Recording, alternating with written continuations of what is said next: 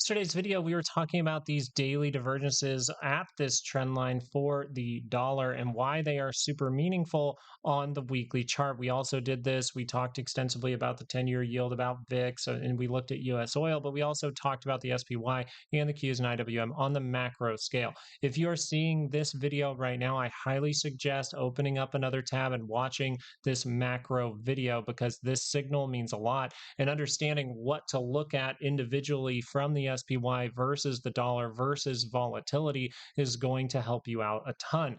This is a signal that you see at major tops. You do see the dollar bottoming pretty extensively here off of this trend line with some great reversal signals suggesting it can go into a positive trend, which means that we need to be really watching out for potentials for sell-offs. But we go extensive into that. The SPY and the Qs and the IWM not necessarily saying exactly what the dollar is saying here. So keeping a level head and understanding that we are in an extreme positive trend on the daily is important, but it does open up the opportunity for potential black swans. But I think for the week ahead for this video, you want to go over and watch that one. That's fine. You can get a lot more information about that. But as we have tested that monthly expected move and came off of it with that 2-hour little pullback that ended up going higher like we discussed, we actually see some updated weekly expected moves. So we're going to give you in this video updated weekly expected moves. Notice how the monthly works so good. So now we're going to give you weekly ones for the week ahead where the market's not really expecting too much, right? The market can be taken off guard here if something were to happen.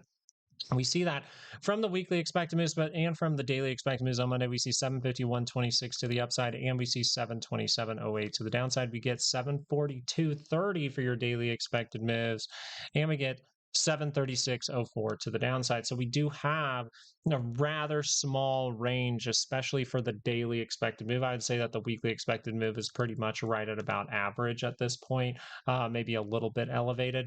But this still, the daily scale is good to understand that if that just carves out a higher low, it's very likely that we can head to higher levels. Go watch that video from yesterday if you want more information about these big charts. But for today, we're going to talk about the 2-hour divergence that was confirmed here. And notice that it is taking place where?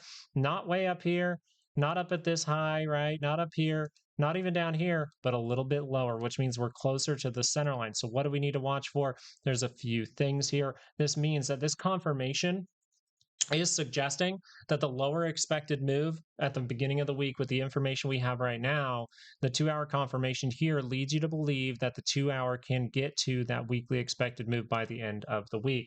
Now, it makes sense to see some volatility because we have some weird VIXpiration going on right now. This is an options calendar for May.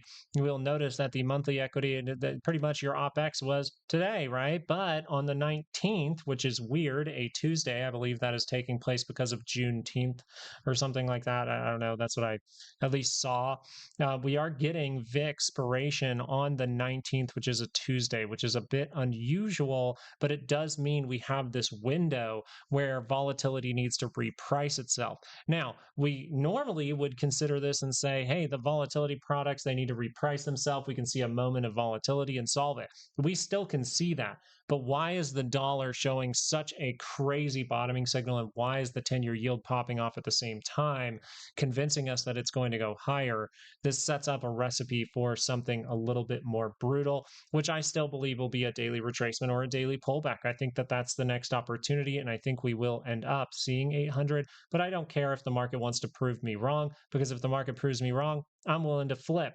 I am an adaptable person, and I will move around those rocks to end up in the meadow and not in the sewer with the it clown, right? So the 2-hour chart here with the divergences, especially if you're able to take out this low, would say that you have a setup to go down to the weekly expected move, and that looks to be the most probable early on in the week. So just watching that, that's very, very nice. But the 30-minute chart is still by the center line, and we have yet to see a daily lower, or I'm sorry, a 30-minute lower high or a 30-minute divergence. So if we can see this even drag out a little bit lower, then we actually come up here and we see that lower high from the 30-minute, we can start to say, uh-oh, this could be a real move that takes you down to the weekly move. And as the volatility and dollar are showing what they're showing, you want to consider that this can take place for a long time. Volatility can remain elevated for a bit longer when you have these type of signals. It means that the monthly expected move target was a good one to make decisions. And we talked about that many, many times, and we're going to continue to talk about that on this channel. So please consider subscribing if you find any of this information helpful to you.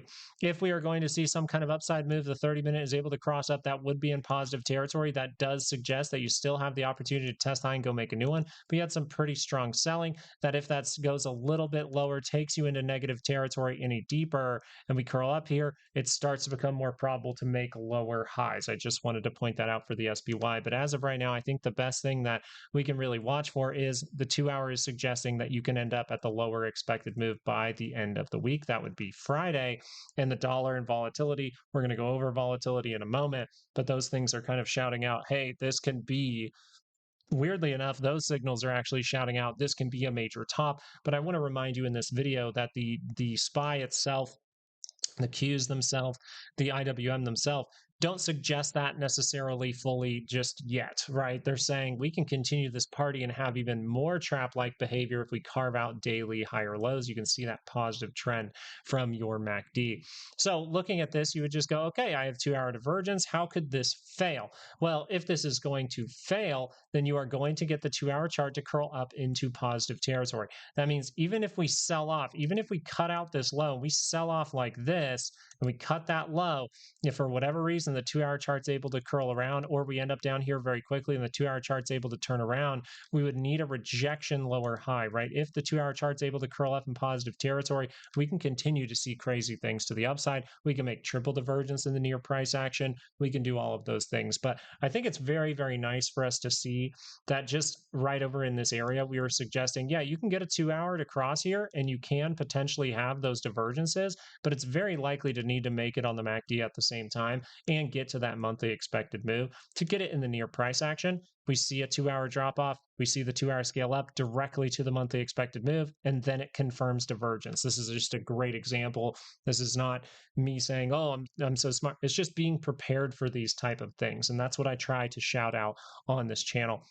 Let's get you guys some weekly expected moves and talk about the signals here for the Qs. We did end up getting the rejection divergence we were talking about. Not my favorite thing, rejection divergence, but one thing is your annual expected move is right up there, 748.35 for the Qs. Very impressive.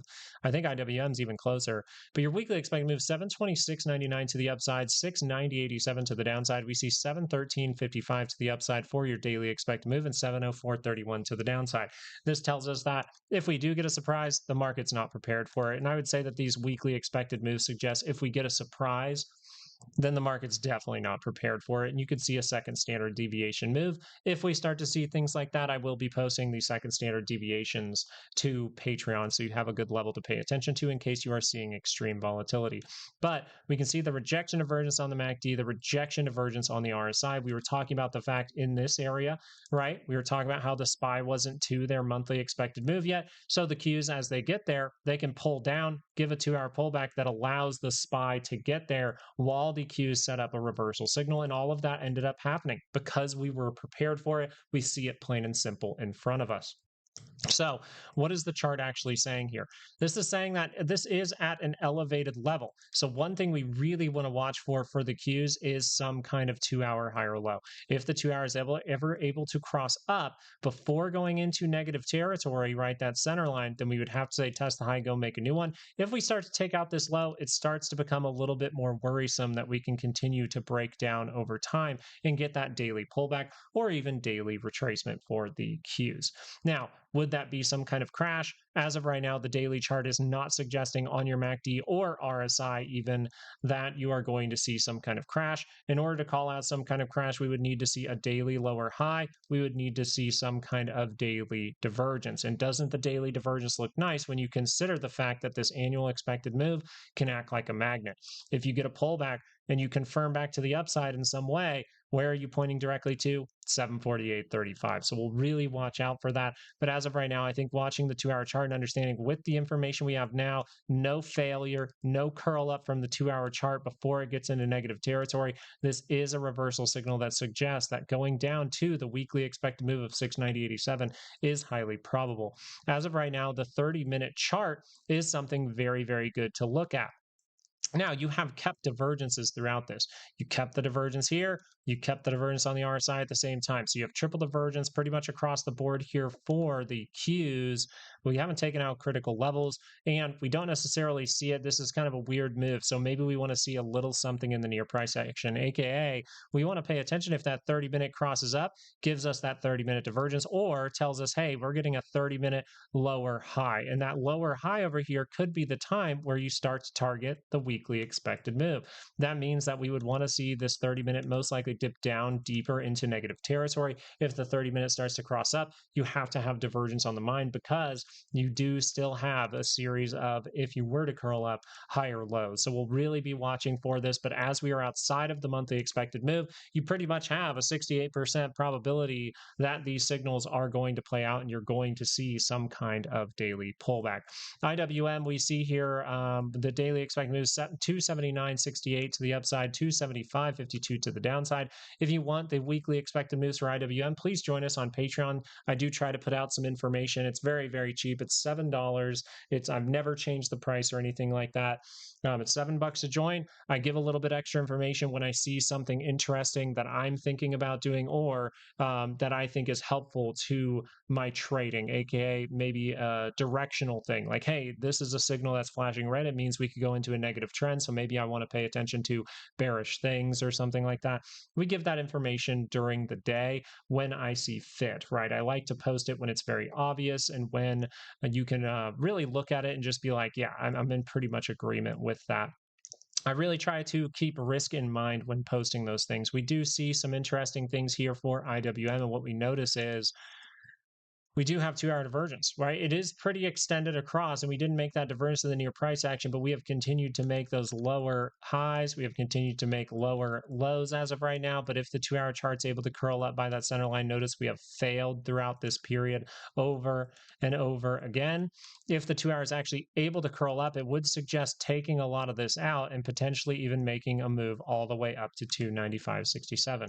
I am not necessarily leaning towards that, but I can pay attention to it and say, hey, if I have some big bearish bet on IWM here and that curls up, that would be a complete violation of a daily pullback, and I would have to manage risk in some fashion.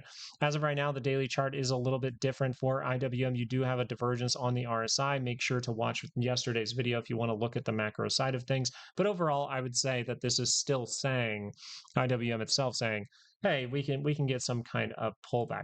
The 2 hour would be going into negative territory. If that's not able to cross up, well, then everything is pointing where? In that downward direction. Therefore, you really want to watch these levels carefully. And if you get a 2 hour move like this, look for a weekly expected move where you can get some kind of counter bounce that gives you the left head and right shoulder. All of these things I think are very, very good to know for the upcoming week. Lastly, we're going to go over volatility. Now, one risky thing here was like, hey, what if we make a double top and this curls down? Well, hey, you could blow off to the upside again if that confirms. The problem is the 30-minute chart was in such a positive trend here, dinking off of that 5-day moving average, that all it has to do now is curl up into positive territory, seeing it with the RSI, seeing it with the reading, but not seeing it on the MACD yet. But you see how this is creating that higher low, right? We were talking about how we were never cutting out these levels while the SPY kept going to new highs. That is in some way a trap signal. It does tell you that there are people who potentially know more than you, and we did the same exact thing with the dollar. We do notice if the 30-minute curled up, what would happen here? Test the high, go make a new one. If we start to see divergences, we'll pay attention, but as of right now, this setup is not a good thing for bulls, because if this is curling to the upside, that means that this daily down here with divergences on the RSI is critical. And if you curl up the weekly chart, we can actually go through a even bigger moment of volatility than the last time. So just be prepared for some volatility over the next few weeks. I think that that is a very, very surefire thing to watch for, and then watch if those things are able to fail. So as of right now, you did have the 2 hour divergences that led to to some kind of confirmation by the end of the week. And this would suggest that with the information we have now, and while paying attention to failure, right? The 2 hour still by the or in positive territory. Right now, everything would suggest we are going to see some kind of breakdown and get to that weekly expected move to the downside. So I hope this is helpful to you. We look for failures, we react, we don't try to predict what's going on. We just prepare for some very, very probable moves using the information that we have. And all of this information, all of these lines that you are seeing here have actual data behind them. They are the best support and resistance that I have personally ever used. And I will continue to shout that from the rooftops while I have this channel. Thank you guys. I hope it was helpful to you. If it was, please consider subscribing, and I wish you nothing but luck during this week. But I don't have to wish you luck because you have those skills and you have risk management. Trade like water, guys, and peace out.